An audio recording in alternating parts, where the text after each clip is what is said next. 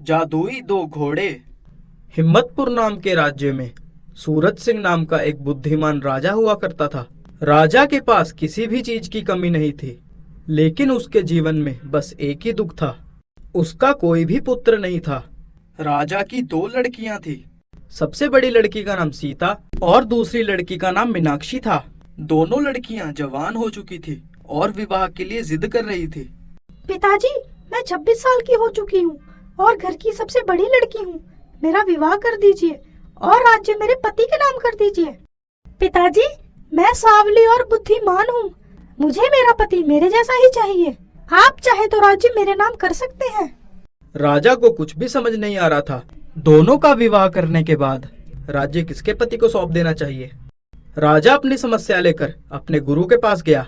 गुरु ने राजा को 2 घोड़े दिए और उसके कान में कुछ कहा। राजा उन दोनों घोड़ों को लेकर अपनी बेटियों के पास गया और कहा, बच्चों, ये 2 जादुई घोड़े हैं। इनको लेकर तुम राज्य के बाहर जाओ और अपने जीवन साथी को चुनो। जो भी सबसे बुद्धिमान जीवन साथी को चुनेगा, उसका घोड़ा अपने आप उड़ने लगेगा। जिसका घोड़ा उड़ने लगेगा, मैं सारा राज्य उसी के पति को सौंप दूंगा। दोनों लड़कियां अपने अपने घोड़ों पर बैठकर अपने जीवन साथी की तलाश में निकल पड़ी। कहते हैं, मनुष्य अपने स्वभाव के अनुसार अपने जैसे लोगों को ही ढूंढता है। राजा की पहली लड़की, जो गोरी और घमंडी थी, उसने पड़ोस के राज्य जाकर अपने जैसा गोरा और घमंडी लड़का ढूंढ ही लिया। मैं चंदनपुर राज्य का राजकुमार सबसे गोरा और बुद्धिशाली हूँ। हम दोनों ने एक दूसरे को पसंद तो कर लिया है और मैं तुम्हें अपना जीवन साथी भी बनाना चाहती हूँ, पर इसमें एक समस्या है। क्या समस्या है, मुझे बताओ। समस्या ये है, हम 2 बहनें हैं। पिताजी ने हमें 2 जादुई घोड़े दिए थे और कहा था, जो सबसे बुद्धिशाली जीवन साथी चुनेगा, उसका घोड़ा अपने आप उड़ने लगेगा और पिताजी उसको सारा राज्य दे देंगे। मैंने तुम्हें चुन तो लिया है, पर घोड़े के ना पर निकले हैं और ना वो उड़ रहा है। अच्छा, तो ये बात है। तुम चिंता मत करो, मैं कोई ना कोई उपाय निकाल लूंगा। मेरे राज्य में एक बड़े बड़े पक्षी पालने वाला रहता है, उसी के पास जाना चाहिए। दूसरी और सबसे छोटी लड़की ने एक गरीब पर दयालु और बुद्धिमान लड़के को चुना। अपने पिता द्वारा रखी गई शर्त को उसने लड़के को बताई। देखो, मुझे राज्य का लालच नहीं है। मैं तुमसे प्रेम कर बैठा हूँ और मैं तुमसे विवाह करना चाहता हूँ। हम तुम्हारे पिताजी के पास चलते हैं। अगर घोड़े को उड़ना हुआ तो वो रास्ते में ही उड़ जाएगा, अगर नहीं उड़ा तो जैसे तुम्हारे पिताजी की मर्जी। दोनों लड़कियां अपने अपने जीवन साथी के साथ अपने घर की तरफ लौटने लगी। घर पहुंच के वो अपने पिताजी से मिले। सीता बेटी, बताओ, तुमने कौन से लड़के का चयन किया है? पिताजी, मैंने सबसे बुद्धिमान लड़के का चयन किया है। मेरा घोड़ा उड़ने लगा है। अच्छा, तो घोड़ा है कहाँ पर? मुझे भी तो दिखाओ। अरे, वो घोड़े को कल छुआछूत की बीमारी हो गई थी, इसलिए आप घोड़े को कल उड़ता हुआ देखेंगे। सीता के जीवन साथी ने एक पक्षी पालने वाले से कुछ पालतू चील उधार ले ली थी। उसकी योजना ये थी, चील रस्सी से घोड़े को उठाएंगे और हवा में उड़ाएंगे। दूर से दिखाई देने के कारण राजा को रस्सियां नजर नहीं आएंगी और घोड़ा उड़ता हुआ दिखाई देगा। सुबह सुबह राजा उड़ते हुए घोड़े को देखने के लिए पहुंच गए। वो देखिए पिताजी, घोड़ा उड़ रहा है। कुछ देर के लिए तो वो चील घोड़े का वजन उठा पाई, लेकिन कुछ देर बाद वो चील थक गई और घोड़ा सीधा नीचे जाकर नदी में गिरा। सीता बेटी, तुमने अच्छा दिमाग लगाया, पर जिंदगी में चालाकियां काम नहीं आती। अब तुम बताओ मीनाक्षी, तुमने कौन से लड़के का चयन किया है? पिताजी, मैंने अपने मनपसंद लड़के का चयन कर लिया है। हम दोनों एक दूसरे को पसंद भी करते हैं और समझ भी चुके हैं। पिताजी, पर घोड़ा नहीं उड़ पाया। हा हा हा हा हा। अरे बेटा, घोड़ा उड़ने की बात तो मैंने ऐसे ही कह दी थी। भला आज तक कोई घोड़ा उड़ सका है क्या? इस परीक्षा से मुझे ये तो पता लग गया, तुम सबसे अच्छी और ईमानदार हो। तुमने अपने जैसे ही एक जीवन साथी को चुना है। तुम दोनों ही राज्य के असली हकदार हो। कैमरे वाली चुड़ैल। हिम्मतपुर नाम के गांव में शहर से एक लड़का चंदन अपने मामा मामी के पास रहने आता है। उसे गांव के बारे में ज्यादा कुछ नहीं पता होता है। एक शाम वो घूमते घूमते गांव के पास वाले जंगल में पहुंच जाता है। वो जंगल के उस किनारे पे चले जाता है जहाँ पे जल्दी कोई इंसान नहीं जाता।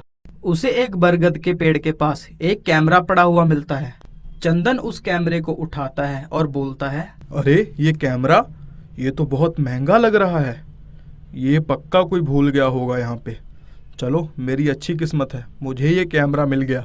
अब तो मैं सोशल मीडिया पे एकदम हाई क्वालिटी की फ़ोटो डाला करूँगा और सभी दोस्त मेरे पास फ़ोटो खिंचवाने आएंगे। हा हा हा हा हा। तभी वो उस कैमरे को लेकर घर चले जाता है।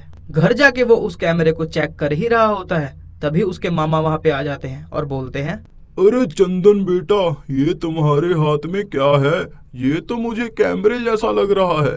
अरे हाँ मामा जी, ये कैमरा ही है, मुझे ये जंगल में पड़ा हुआ मिला। अब तो मैं इससे अच्छी क्वालिटी की फोटो खींचूंगा और फेसबुक पे डालूंगा, देखना मेरे कितने लाइक्स और कमेंट्स आते हैं। अरे चंदन बेटा, इस कैमरे से जरा हमारी भी तो एक फोटो ले। जी हाँ मामा जी, अभी एक फोटो लेता हूँ। तभी चंदन अपने मामा की फोटो खींचने लगता है। अरे चंदन बेटा, जरा इस पोज में भी तो फोटो ले। ले फोटो ले, फोटो ले, फोटो ले। अरे मामा, ये क्या स्टाइल मार रहे हो? जरा एक जगह खड़े हो जाओ, तभी फोटो अच्छी आएगी, ऐसे हिलो डुलो मत। चंदन अपने मामा की बहुत सारी तस्वीरें खींचता है।